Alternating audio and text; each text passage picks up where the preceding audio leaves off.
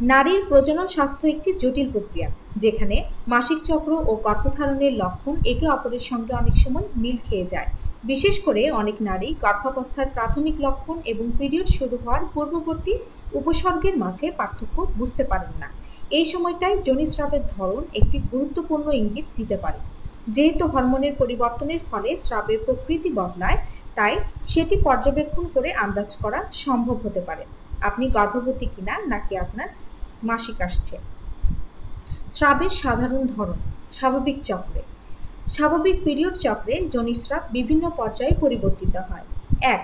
মাসিকের পর। মাসিকের পর স্রাব কম থাকে বা একেবারেই থাকে না। 2. ডিম্বাণু নিঃসরণের আগে। ডিম্বাণু নিঃসরণের আগে আগে স্রাব সাদা বা ক্রিম বর্ণের হয়ে থাকে এবং এটি ঘন ও আঠালো হতে পারে। 3. ডিম্বাণু নিঃসরণকালীন। ওভুলেশন বা ডিম্বস্ফোটনের সময়ে স্রাব ডিমের সাদা অংশের মতো স্বচ্ছ আঠালো হয়ে থাকে এবং এটি 2 আঙুলে টানলে লম্বাও করা যায়। 4. ডিম্বাণু নিঃসরণের পর। ডিম্বাণু নিঃসরণের পর আবার ঘন ও আঠালো হয় এবং স্রাব পরিমাণে কমে আসে।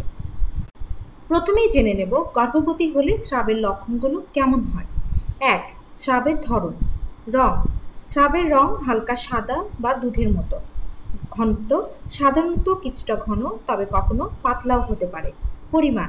অনেক সময় গর্ভাবস্থার শুরুর দিকে স্রাবের পরিমাণ বেড়ে যেতে পারে। গন্ধ। সাধারণত গন্ধহীন বা হালকা গন্ধযুক্ত হয়ে থাকে। ভাব। স্রাব ক্রিমি বা জেলির মতো থকথকে হয়ে থাকে। 2. Implantation bleeding. গর্ভধারণের 6 থেকে 12 দিন পর হালকা গোলাপি বা বাদামি রঙের হালকা ব্লিডিং বা স্রাব হতে পারে। এটি খুব অল্প সময়ের জন্য হয়ে থাকে, সাধারণত 1 থেকে 2 দিন পর্যন্ত স্থায়ী হয়। অনেকে এটিকে পিরিয়ডের শুরু ভেবেও ভুল করে থাকেন।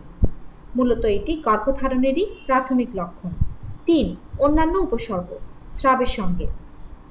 গর্ভধারণ করলে স্রাবের ঘনত্বের সাথে সাথে স্তন ফুলে যাওয়া বা ব্যথা হওয়া, হালকা মাথা ঘোরা, ক্লান্তিভাব, মুড পরিবর্তন, পেটের নিচের দিকে টান টান অনুভূতি, এ ধরনের শারীরিক লক্ষণও দেখতে পারবেন।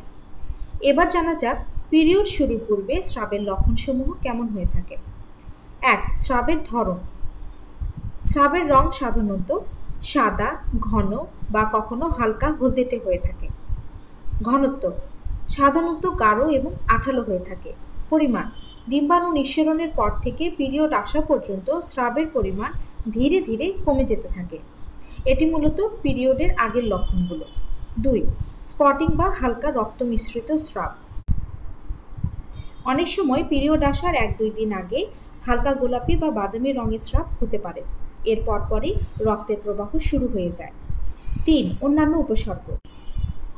পিরিয়ড শুরু হওয়ার আগে আগে স্রাবের নিঃসরণ ছাড়াও তলপেটে ব্যথা বা চাপ অনুভূত হওয়া, মেজাজ খিটখিটে হওয়া, শরীরে পানিশূন্যতা বা ক্লান্তিভাব বেড়ে যাওয়া, ব্রণের প্রকোপ বেড়ে যাওয়া, এ ধরনের লক্ষণসমূহ দেখা দিয়ে থাকে। এবার আমরা এই পার্থক্যগুলো সংক্ষেপে আলোচনা করব, যাতে আপনারা সহজেই বুঝতে পারেন। লক্ষণ। স্রাবের রং। গর্ভাবস্থায় স্রাবের রং সাদা দুধের মতো হয়ে থাকে। অপরদিকে মাসিক শুরুর আগে আগে ঘন সাদা বা হলদেটে স্রাব যায়। Implantation bleeding.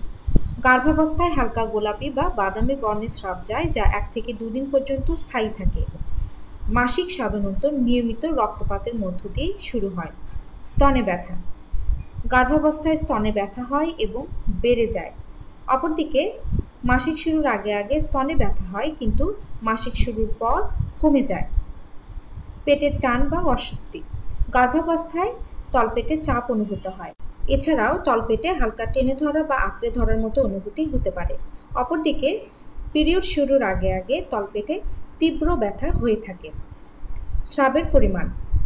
গর্ভাবস্থায় স্রাব অনেক বেশি পরিমাণে নির্গত হয়। অপরদিকে পিরিয়ডের সময় স্রাবের নিঃসরণ সাধারণত পিরিয়ড শুরুর আগে আগে কমে যেতে থাকে। সাবধানতা। স্রাবে যদি দুর্গন্ধ থাকে, স্রাব যদি হলুদ বা সবুজ রঙের হয়ে থাকে, অথবা জননাঙ্গে চুলকানি বা জলাভাব থাকে, তাহলে তা ইনফেকশনের লক্ষণ হতে পারে। দ্রুত চিকিৎসকের পরামর্শ নেওয়া উচিত। সবচেয়ে নির্ভরযোগ্য উপায়। গর্ভাবস্থার লক্ষণ যতই স্পষ্ট হোক না কেন, প্রেগন্যান্সি টেস্ট ছাড়া নিশ্চিত হওয়া যায় না। আপনি চাইলে বাসায় কিনে নেওয়া প্রেগন্যান্সি কিট দিয়েও পরীক্ষা করতে পারেন, তবে পিরিয়ড মিস করার 1 সপ্তাহ পরে সেই কিট টেস্টটি করতে পারবেন। আজকের আলোচনা এই পর্যন্তই। ভালো থাকুক, সুস্থ থাকুক প্রতিটি মা, এই কামনায় আজকের মতো এখানেই শেষ করছি। ধন্যবাদ সবাইকে।